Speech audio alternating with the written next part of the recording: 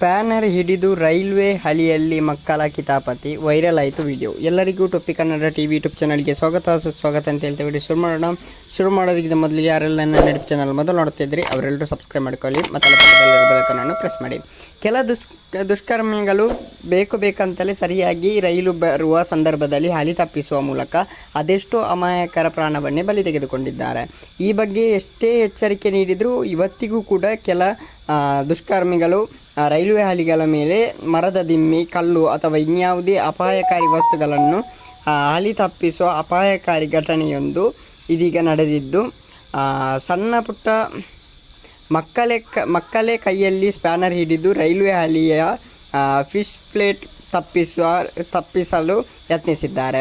ಈ video social ಮೀಡಿಯಾದಲ್ಲಿ ಭಾರಿ ವೈರಲ್ ಆಗುತ್ತಿದೆ.